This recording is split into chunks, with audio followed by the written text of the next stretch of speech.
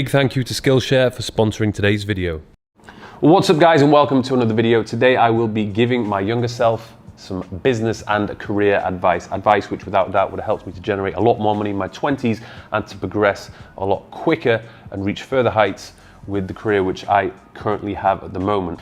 The first piece of advice I would have given myself would have been regarding university. Now, I still think it was a wise decision for me to go because I really did enjoy it, and I think realistically back then in 2007 there wasn't enough of a case for me to make to not go to university. I just simply could not have seen myself making an argument not to go at that point in time because of the school I went to, because everybody around me was going to university. My family wanted me to go to university, and I'd worked so hard to get these grades to allow me to go to university. So I think going to university would have been inevitable at that point in time. The degree I ended up choosing was economics and business management.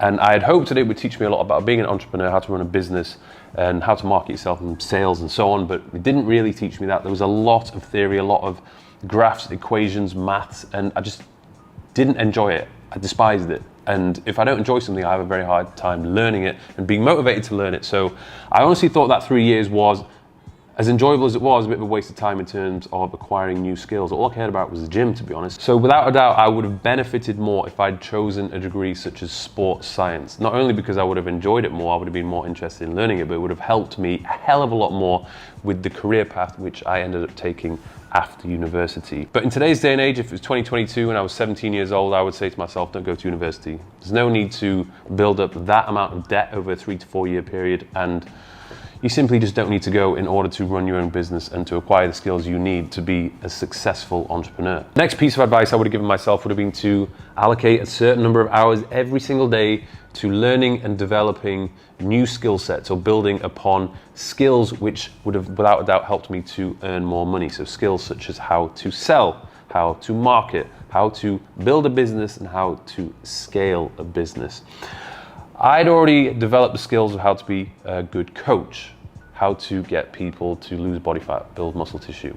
I'd also developed the skills of how to grow my social media platforms. So I had been able to grow my social media platforms, but I hadn't really successfully been able to monetize it nowhere near as effectively as I could have done. So with those skill sets combined with the social media following which I had, I could have definitely built a much more profitable business in the first place. And in today's day and age, there is literally so much information out there that will help you to build upon your own skill sets, particularly with platforms such as Skillshare. I've had a Skillshare membership for the past couple of years, and honestly I can say it's one of the best investments I've made, not only for helping me to develop brand new skills, but also to build upon some existing skills which I already have.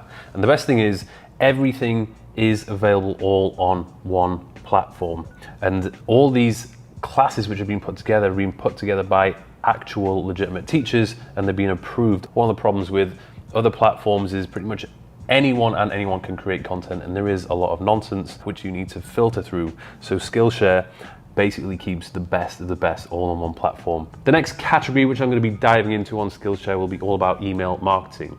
I currently don't have an email list. I don't know anything about email marketing, and I actually don't know how to effectively write an email. So I know that once I start to learn the basics of this, it's something which I can implement and no doubt will be very, very useful to helping to convert, drive more sales, and to build my existing business. The first 1,000 of my viewers to sign up through my link in the description will get a 1-month free trial of Skillshare, so you can start exploring your creativity today. The next piece of advice I would have given myself would have been to stop renting out so much of my time, and by that I mean I would have stopped doing so many of the one-to-one coaching sessions, both online and in person. And you could argue, yes, they were essential for me to do to develop my skill set, to be a better coach in the first place, but I didn't need to drag it out for the period of time which I dragged it out for, which was years. All day, every day I was coaching people, and I was working my ass off, but I felt like I wasn't getting the deserved income from that. The problem with the personal training was the inputs matched my outputs. And because it got to the point where I literally couldn't increase my input anymore, there was only a certain amount of hours in the day, only a certain amount of hours which I could allocate to personal training. That meant that the amount of money which I could earn was capped. Maybe, yeah, as I became a better coach, I could have charged a little bit more money, but it got to the point where I realistically couldn't charge anymore. And my outputs were capped. And the problem with this was I just couldn't earn more money from it. And even worse was whenever I took a holiday or I decided to have a bit of time off from personal training and coaching people, my income just dropped.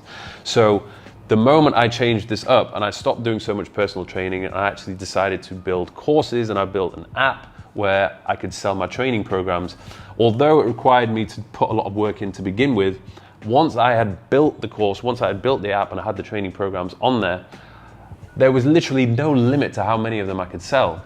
And all I really needed to do following on from that was spend 1 to 2 hours each day just putting together some content to effectively market the product, and the sales just went through the roof. The next piece of advice would have been to invest a certain percentage of my income, particularly when I started to earn more money. Now, realistically, throughout my 20s, I didn't have money to invest at all. I was barely getting by, I was scraping the barrel, but when I turned 27, I believe I started to get a decent amount of disposable income, and I could have very easily taken a percentage of that, 20% of my profits, and put it into investments such as property or stock shares or even crypto, but I didn't.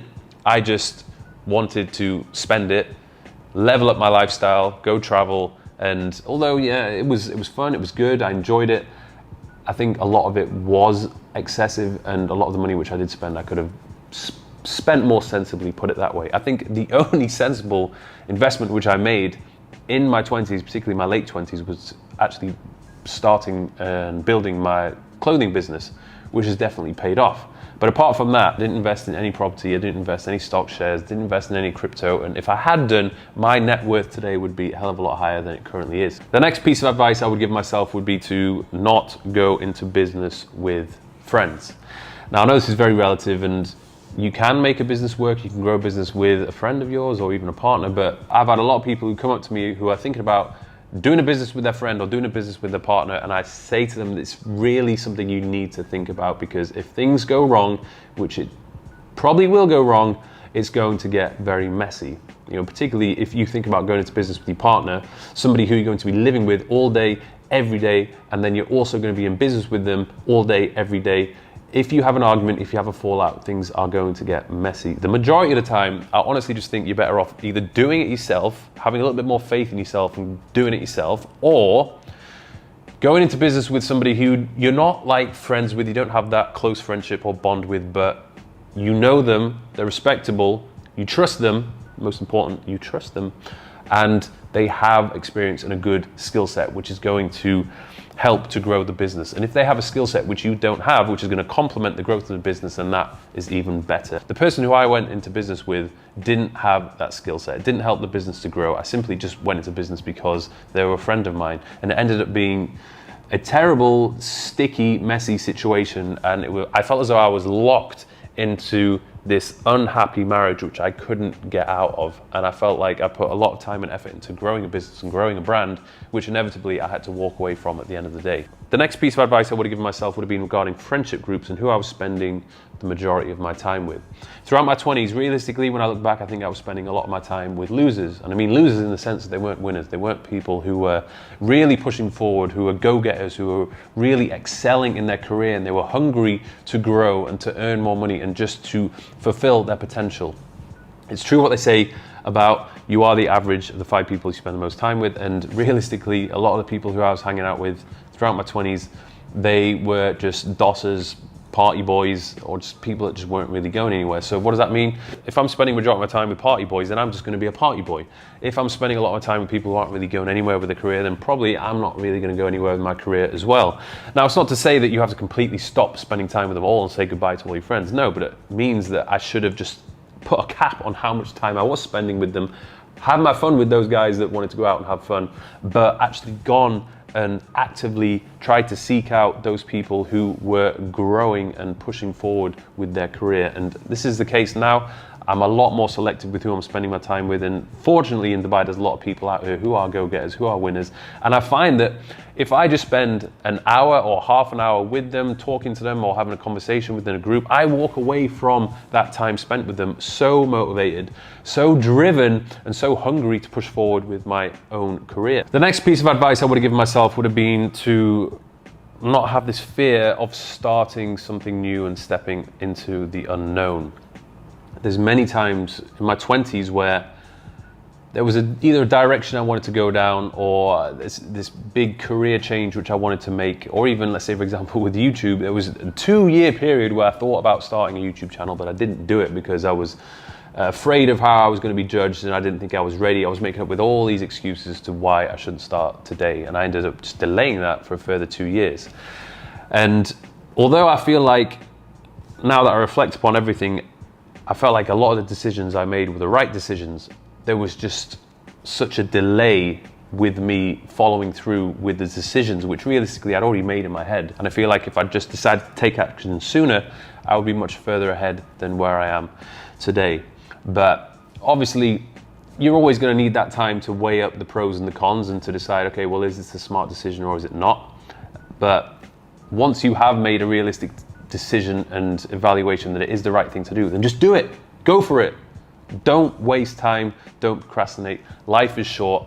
And if you waste time dwelling and coming up with excuses why you shouldn't be doing something, then when you eventually start doing it, you're just going to regret that you hadn't started doing it sooner. So there we have it, some pieces of business and career advice I would have loved to have given my younger self, particularly in my 20s. But would I have listened to that advice? I guess that is a completely different story. Hopefully I would have done, and it would have been interesting to see where I would be at this point in time had I been given those gems of advice. Luckily for you guys who are watching, particularly if you're in your late teens, early 20s, I'm giving it to you now. And there is so much information out there to help you on your own journey. So take it in, keep learning, and do your best not to make the mistakes which I did. Thank you very much for watching.